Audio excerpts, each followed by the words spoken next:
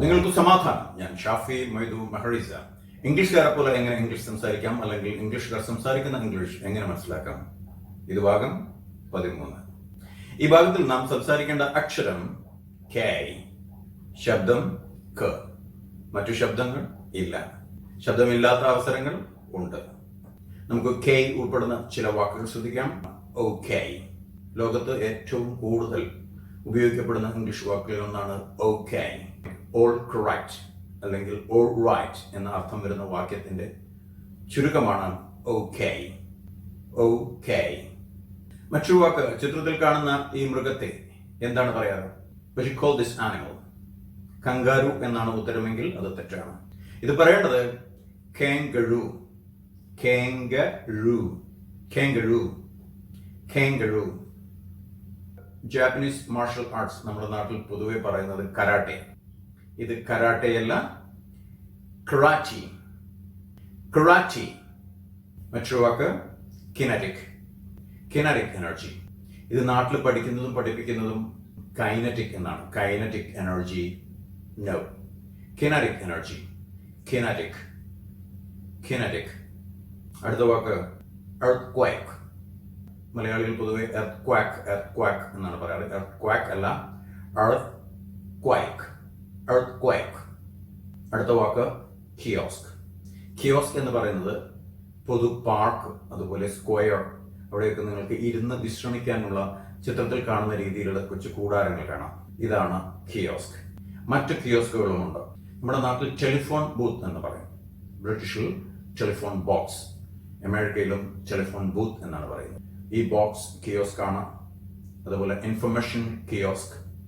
മറ്റൊരു കിയോസ്ക് ആണ് ATM, automatic teller machine. ആ മെഷീൻ കിയോസ്ക് ആണ്.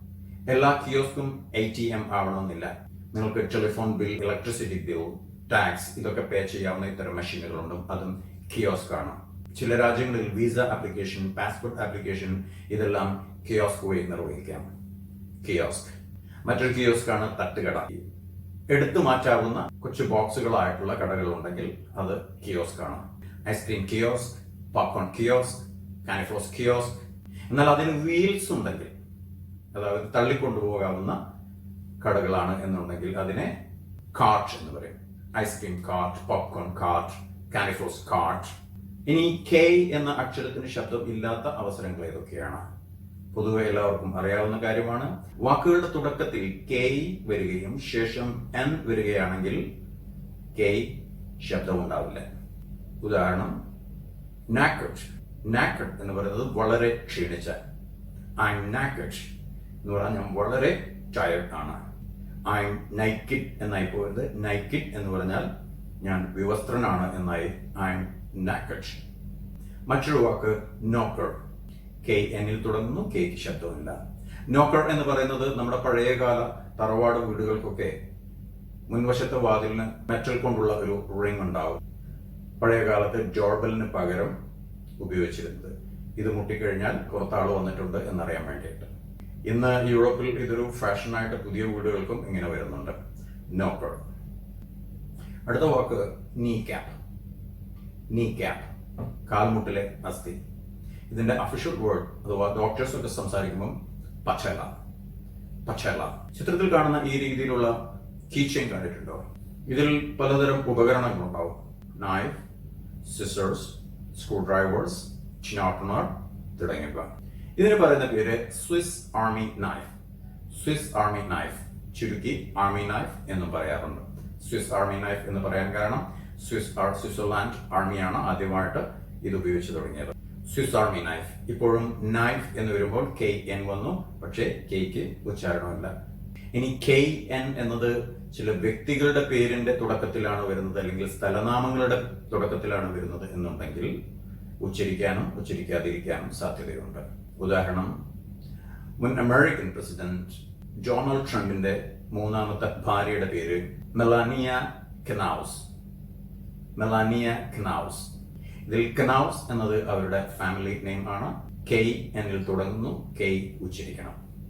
അതുപോലെ സ്വീഡനിലെ ഒരു സ്ഥലത്തിന്റെ പേരാണ് ക്നീവ്സ്റ്റ. K എന്നിൽ തുടങ്ങുന്നു, K ഉച്ചരിക്കണം.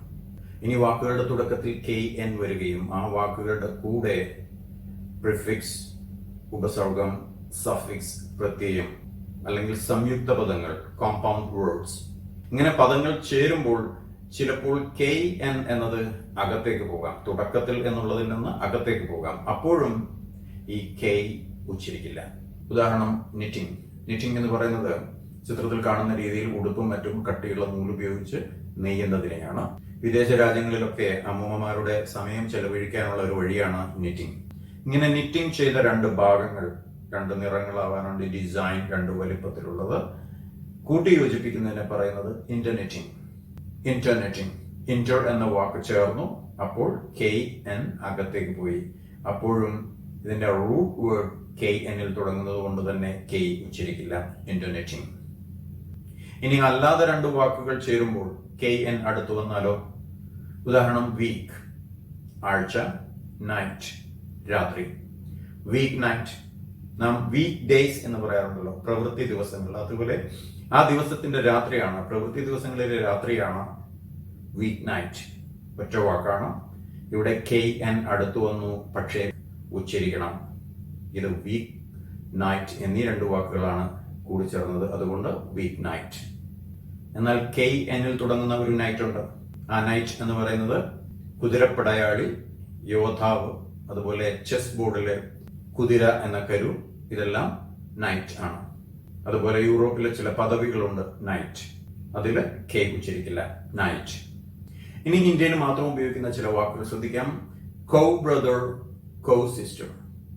ഇങ്ങനെ ഒരു ബ്രദർ അല്ലെങ്കിൽ സിസ്റ്റർ ഇംഗ്ലീഷിലില്ല. മുമ്പ് പഠിച്ചിട്ടുണ്ട്. കസിൻ ബ്രദർ, കസിൻ സിസ്റ്റർ, ഇവയും ഇംഗ്ലീഷിലില്ല, കസിൻ മാത്രമേ ഉള്ളൂ. അപ്പോഴവർ എന്ത് പറയും? ഭാര്യയുടെ സഹോദരിയുടെ ഭർത്താവ് അല്ലെങ്കിൽ ഭർത്താവിന്റെ സഹോദരന്റെ ഭാര്യ എന്ന് തന്നെ പറയണം. ഹസ്ബൻഡ് ഓഫ് വൈഫ് സിസ്റ്റർ അല്ലെങ്കിൽ wife of husbands brother. Co brother, co sister എന്ന് പറഞ്ഞാൽ ഇംഗ്ലീഷുകാർക്ക് അറിയില്ല. അടുത്ത വാക്ക് ഇനിഷ്യൽ. ഇത് ഇനീഷ്യൽ എന്നാണ് പൊതുവെ നാട്ടിൽ പറയാറ്. ഈ ഇനിഷ്യൽ കൊണ്ട് ഉദ്ദേശിക്കുന്നത് നാം നാട്ടിൽ ഉദ്ദേശിക്കുന്ന രീതിയല്ല. എന്താണ് നിങ്ങളുടെ ഇനീഷ്യൽ? എന്നിട്ട് അതിന്റെ കൂടെ താമസിക്കുന്ന ആ സ്ഥലത്തിന്റെ പേരോ അല്ലെങ്കിൽ തറവാട്ട് പേരോ അർത്ഥമുള്ളതും അർത്ഥമില്ലാത്തതും വൃത്തികെട്ട അർത്ഥമുള്ളതുമായിട്ടുള്ള പലതരം ഇനീഷ്യലുകൾ ഇത് കേരളത്തിൽ മാത്രമേ ഉള്ളൂ. ലോകത്ത് പൊതുവെ അംഗീകരിച്ചിരിക്കുന്ന ഒരു രീതിയുണ്ട്. അത് പേര് കഴിഞ്ഞാൽ പിതാവിന്റെ പേര്, അത് കഴിഞ്ഞാൽ നിങ്ങളുടെ കുടുംബ പേര്. കുടുംബത്തിനൊരു പേരുണ്ടായിരിക്കണം, ഇല്ലെങ്കിൽ ആ പേരിട്ട് ഇനീഷ്യൽ എടുത്ത് കളയണം. ചിലർക്ക് പേരിന്റെ തുടക്കത്തിലാണ് നാട്ടിൽ ഉദ്ദേശിക്കുന്ന ഇനിഷ്യൽ വരുന്നത്. ഇതില്ലാത്തത് കൊണ്ട് കേരളത്തിനകത്ത് യാതൊരു ബുദ്ധിമുട്ടുമില്ല. ഇതുള്ളത് കൊണ്ട് കേരളത്തിന് പുറത്തു പോയാൽ വളരെയധികം ബുദ്ധിമുട്ടുകളുണ്ട്. അത്തരം ബുദ്ധിമുട്ടുകൾ അനുഭവിക്കുന്ന പലരെയും ഞാൻ കണ്ടിട്ടുണ്ട്. അതുകൊണ്ട് കുട്ടികൾക്ക് പേരിടുമ്പോൾ പേര്, പിതാവിന്റെ പേര്, കുടുംബ പേര്, ഇങ്ങനെ 3 പേരുകളാണ് വേണ്ടത്. ഇനി ഇനിഷ്യൽ എന്ന് പറഞ്ഞാൽ എന്താണ്? പേരിന്റെ തുടക്കത്തിലുള്ള അക്ഷരങ്ങൾ ഉപയോഗിച്ച് പേര് ചുരുക്കുന്നതിനെയാണ് ഇനിഷ്യൽ എന്ന് പറയുന്നത്. അങ്ങനെ അക്ഷരങ്ങളിൽ മാത്രം ചില വ്യക്തികളെ അറിയപ്പെടാറുണ്ട്. ഉദാഹരണമാണ് MGR, NTR. എന്നാൽ വിദേശ രാജ്യങ്ങളിൽ 3 പേരിന്റെയും തുടക്കത്തിലെ അക്ഷരങ്ങൾ ഉപയോഗിക്കാറില്ല. 1 or 2 അക്ഷരങ്ങളും പിന്നെ പേരുമാണ് പറയാറ്.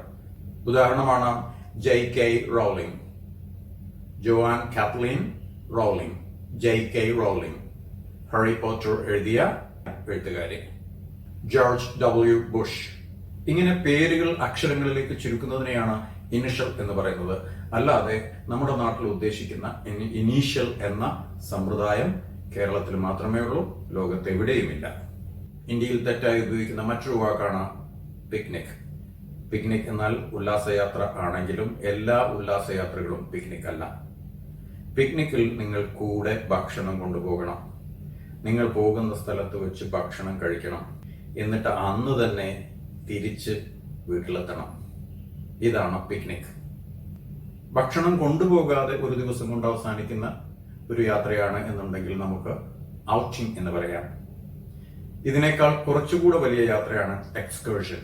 നാട്ടിൽ പൊതുവെ കോളേജിൽ വെച്ചോ സ്കൂളിൽ വെച്ചോ പോകുന്നതിനെ മാത്രമാണ് എക്സ്കർഷൻ എന്ന് പറയാറ്. എന്നാൽ അതല്ല, കൂട്ടുകാരുമായോ വീട്ടുകാരുമായോ ഇതുപോലെ വിനോദയാത്രയ്ക്ക് പോകുന്നതും എക്സ്കർഷൻ തന്നെയാണ്. എക്സ്കർഷൻ എന്നാൽ ഒന്നിൽ കൂടുതൽ സ്ഥലങ്ങൾ സന്ദർശിക്കുകയും ഒന്നിൽ കൂടുതൽ ദിവസങ്ങൾ എടുക്കുകയും ചെയ്യുന്ന ദീർഘദൂര ഉല്ലാസയാത്രയാണ് ടൂർ. ഇത് ടൂർ അല്ല, ടൂർ. എന്നാൽ ഉല്ലാസയാത്രയല്ലാതെ കുടുംബത്തെ സന്ദർശിക്കാനോ ബിസിനസ് പരമായോ പോയിട്ട് വരുന്നതിനെ എന്താണ് പറയുക? ട്രിപ്പ്. അപ്പോൾ trip, outing, picnic, excursion, tour ഇവയെല്ലാം വ്യത്യസ്ത യാത്രകളാണ്. ഇനി നമുക്ക് കുറച്ച് അടുക്കള കാര്യങ്ങൾ സംസാരിക്കാം. ചിത്രത്തിൽ കാണുന്ന ഈ സാൻഡ്വിച്ചിന് എന്താണ് സാധാരണ പറയാറ്? ഇതിന്റെ ഇംഗ്ലീഷ് ഹാംബർഗർ. ഹാംബർഗർ അല്ല, ഹാംബർഗർ. എന്നാൽ ഈ രീതിയിൽ കാണുന്ന എല്ലാ സാൻഡ്വിച്ചും ഹാംബർഗർ അല്ല. ഇതിലുപയോഗിച്ചിരിക്കുന്ന പാറ്റി ബീഫ് കൊണ്ടുള്ളതാണെങ്കിലാണ് ഹാംബർഗർ എന്ന് പറയുക. ബീഫ് ബർഗർ എന്നും പറയാറുണ്ട്. ഇതിലുപയോഗിച്ചിരിക്കുന്ന പാറ്റി ചിക്കൻ കൊണ്ടാണ് ഉണ്ടാക്കിയിരിക്കുന്നതെങ്കിൽ അത് ചിക്കൻ ബർഗർ. പാറ്റി മട്ടൺ കൊണ്ടാണെങ്കിൽ ലാം ബർഗർ. എന്നാൽ ഹാംബർഗറുമായി ബന്ധമില്ലാത്ത ഒരു ബർഗർ ഉണ്ട്, ലിംബർഗർ. ലിംബർഗർ എന്ന് പറയുന്നത് ഒരു തരം ചീസാണ്. ലോകത്ത് ഏറ്റവും ദുർഗന്ധമുള്ള ചീസ് എന്നറിയപ്പെടുന്ന ചീസാണ് ലിംബർഗർ. ഇതിന് വളരെ ദുർഗന്ധമാണ്, എന്നാൽ രുചി അത്രയ്ക്ക് മോശമല്ല. വിദേശങ്ങളിൽ പ്രചാരത്തിലുള്ള മറ്റൊരു സാൻഡ്വിച്ച് ആണ് ഹോട്ട് ഡോഗ്. ഇത് സാൻഡ്വിച്ച് ആയാൽ മാത്രമേ ഹോട്ട് ഡോഗ് ആകുന്നുള്ളൂ. ഇതിന് ഉപയോഗിച്ചിരിക്കുന്ന ബ്രെഡ് ഹോട്ട് ഡോഗ് ബ്രെഡ് അല്ലെങ്കിൽ ഹോട്ട് ഡോഗ് ബാൻ. ഇതിനുവേണ്ടി മീറ്റ് ഉപയോഗിച്ച് ഈ രീതിയിൽ തയ്യാറാക്കുന്നതിന് സോസേജ്. ഇത് സോസേജ് ഉപയോഗിച്ച് ഉണ്ടാക്കിയിരിക്കുന്ന സാൻഡ്വിച്ച് ഹോട്ട് ഡോഗ് സോസേജ്. ഇനി നമുക്ക് കഴിഞ്ഞ ഭാഗങ്ങളിൽ എടുക്കുന്ന ചില വാക്യങ്ങൾ ആവർത്തിച്ചുകൊണ്ട് മുന്നോട്ട് പോകാം. I don't know, I don't want, I don't need. ഇത് കുറച്ചുകൂടെ വേഗത്തിൽ പറഞ്ഞാലോ? I don't know, I want, I don't need, I don't know, I don't want, I don't need. പക്ഷെ ഇത് സാവകാശം പറയാൻ പാടില്ല. ഇതിനൊരു വേഗത വേണം, ഇതിനൊരു താളം വേണം. I don't know, I don't need, I want. ഇനി നമുക്ക് ഇന്നത്തെ പുതിയ വാക്യങ്ങളിലേക്ക് പോകാം. സാധാരണ നാം ഒരാളോട് സംസാരിക്കുമ്പോൾ അല്ലെങ്കിൽ ചിലരോട് സംസാരിക്കുമ്പോൾ അവർ ശ്രദ്ധിക്കുന്നില്ല എന്നുണ്ടെങ്കിൽ നാം ചോദിക്കാറുണ്ട്, ഞാൻ പറയുന്നത് കേൾക്കുന്നുണ്ടോ? അല്ലെങ്കിൽ ടെലിഫോണിൽ സംസാരിക്കുമ്പോൾ ചോദിക്കാറുണ്ട്, ഞാൻ പറയുന്നത് കേൾക്കാമോ? ഇതിന്റെ ഇംഗ്ലീഷ് എന്താണ്? Can you hear me. എന്നാൽ ക്യാൻ എന്നത് സംഭാഷണത്തിൽ ക്യാൻ എന്നും കെൻ എന്നും വരാം. Can you hear me, can you hear me. ഞാൻ കേൾക്കുന്നുണ്ട് അല്ലെങ്കിൽ എനിക്ക് കേൾക്കാം എന്നാണെങ്കിലോ I can hear you, I can hear you. ഞാൻ കേൾക്കുന്നില്ല എന്ന് പറയാനാണെങ്കിലോ ഐ കാൺറ്റ് ഹിയർ യു. ഇത് ചിലർ പറയുന്നത് കേട്ടിരിക്കും, ഐ കാൻറ്റ് ഹിയർ യു. അപ്പോൾ കാൻറ്റ് ആണോ കാൺറ്റ് ആണോ? ഇത് രണ്ടും ശരിയാണ്. ഐ കാൻറ്റ് ഹിയർ യു എന്ന് പറയുന്നത് അമേരിക്കൻ ഇംഗ്ലീഷ് ആണ്. ഐ കാൺറ്റ് ഹിയർ യു എന്ന് പറയുന്നത് ബ്രിട്ടീഷ് ഇംഗ്ലീഷ് ആണ്. അപ്പൊ ഇത് വേഗത്തിൽ വരുമ്പോൾ ഐ കാൻറ്റ് ഹിയർ യു, മറ്റേത് ഐ കാൻറ്റ് ഹിയർ യു. എന്നാൽ അമേരിക്കൻ സംസാരിക്കുമ്പോൾ ഇത് രണ്ടും മാറിപ്പോകാനുള്ള സാധ്യതയുണ്ട്. കാരണം ചെറിയൊരു വ്യത്യാസമേ ഉള്ളൂ. ഒന്ന് ഐ ക്യാൻ ഹിയർ യു എന്നുള്ളത് ഐ ക്യാൻ ഹിയർ യു എന്നും, രണ്ടാമത്തത് ഐ കാൻറ്റ് ഹിയർ യു എന്നുള്ളത് ഐ ക്യാൻ ഹിയർ യു എന്നും. I can hear you, I can hear you എന്ന ഒരു ചെറിയൊരു വ്യത്യാസം. ഇനി കാൻറ്റ് കഴിഞ്ഞിട്ട് ഡിയിൽ തുടങ്ങുന്ന അല്ലെങ്കിൽ ടിയിൽ തുടങ്ങുന്ന വാക്കാണ് വരുന്നതെന്ന് കരുതുക. കാൻറ്റ് കഴിഞ്ഞ് പിന്നെയും ടി അല്ലെങ്കിൽ ഡി വരികയാണെന്ന് കരുതുക. ഉദാഹരണം, I can not do for you എന്നത് ഐ കൻറ്റ് ഡു എന്ന് പറയില്ല, ഐ കൻറ്റ് ഡു എന്ന് പറയില്ല. I cannot do, I cannot do for you, I cannot do for you. മറ്റൊരു വാക്യം നാം സാധാരണ ഉപയോഗിക്കുന്നതാണ്, ഒന്ന് ഒന്നിനേക്കാൾ മെച്ചമാണ്, ഒന്ന് മറ്റൊന്നിനേക്കാൾ മെച്ചമാണ്. Each better than the other, each better than the other, each better than the other, each better than the other. നമുക്ക് വീണ്ടും കാണാം. ഇതിന്റെ അവസാന ഭാഗത്തിൽ കൊടുത്തിരിക്കുന്ന 15ഓളം വാക്കുകളും വാക്യങ്ങളും എഴുതിയെടുക്കുക, അത് അതുപോലെ ഉച്ചരിച്ചു പഠിക്കുക. എല്ലാവർക്കും സമാധാനം.